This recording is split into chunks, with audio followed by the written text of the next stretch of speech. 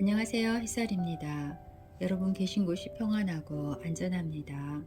오늘 여러분들과 함께 볼 책은 장내 세균의 역습입니다. 설사나 변비 등 의사도 잘 알아주지 않는 장 트러블이 반복된다면 소장 내 세균이 과다하게 많아졌다는 증거라고 합니다. 이것을 SIBO라고 한다 그럽니다. 공기를 많이 마신다고 가스가 생기는 것은 아닙니다. 라는 제목으로 시작합니다. 과연 과민성 장 증후군 증상에 다양한 종류가 있다는 사실을 어떻게 설명해야 할까 하는 문제였습니다. 과민성 장 증후군 증상으로 빈번하게 설사를 일으키면 변비는 거의 생기지 않는 환자, 설사형 과민성 장 증후군이 있는가 하면 변비가 주요 증상의 설사는 거의 경험하지 못하는 환자, 변비형 과민성 장 증후군도 있습니다. 변비와 설사 둘 다 비슷한 정도로 나타나는 혼합형 장 증후군 환자도 눈에 띕니다. SIBO로 인해 과민성 장 증후군 발생한 환자가 이토록 다른 증상을 보이는 이유는 무엇일까요? 사실 과민성 장 증후군 환자가 변비에 걸렸을까, 설사에 걸렸을까 하는 문제는 세균이 장에서 만들어내는 가스의 종류에 따라 다릅니다. 환자는 호기 검사에서 대부분 두 종류의 가스 농도가 높게 나타납니다. 참고로 메탄과 수소는 인간이 만들어내거나 입으로 마셔서가 아니라 거의 100% 세균 발효 과정으로 발생합니다.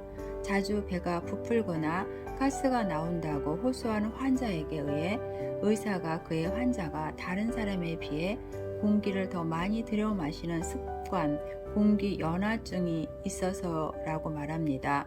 잘못된 설명을 할 수도 있습니다. 하지만 이는 사실이 아닙니다. 대중에 떠다니는 수소나 메탄의 양이 그리 많은 편도 아니기 때문에 아무리 공기를 들여 마셔도 그 정도로 농도가 올라갈 수는 없습니다.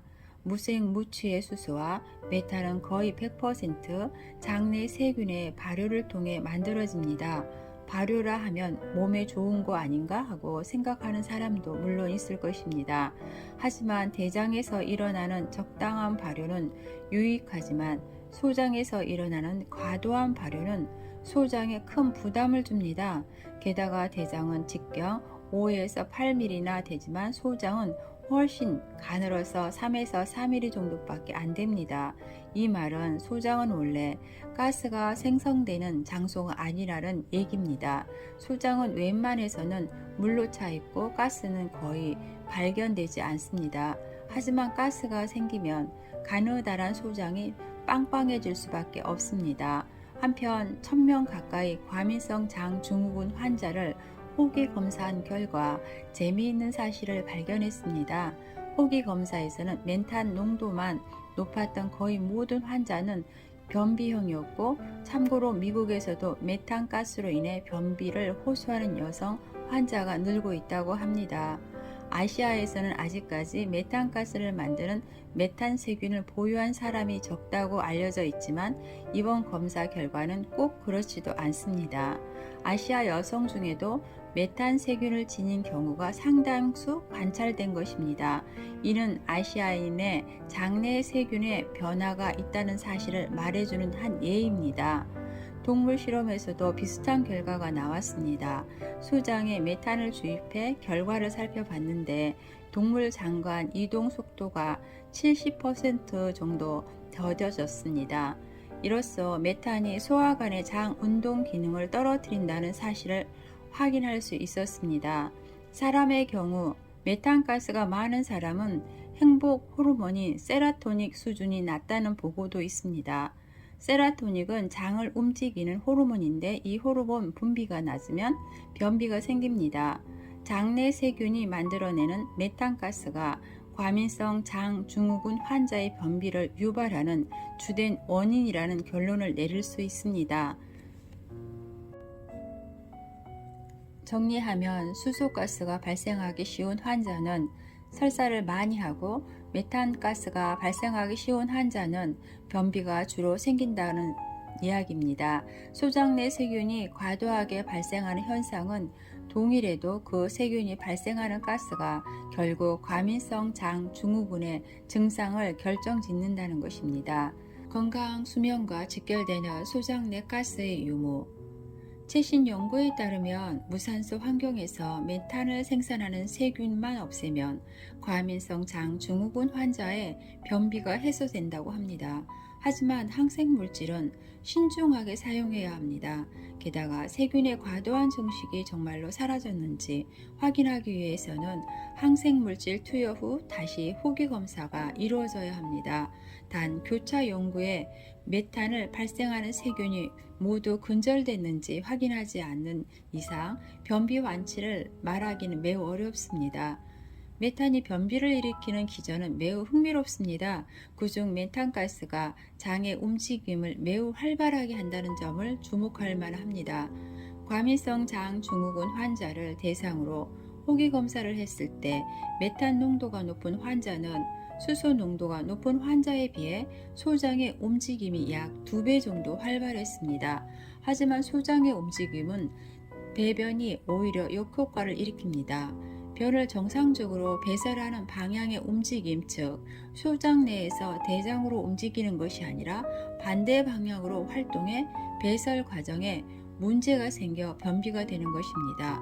변이 소장 내에 정체하는 시간이 길어질수록 탄수화물과 같은 음식물이 장내 세균과 접촉해 발효하는 시간은 늘 수밖에 없습니다.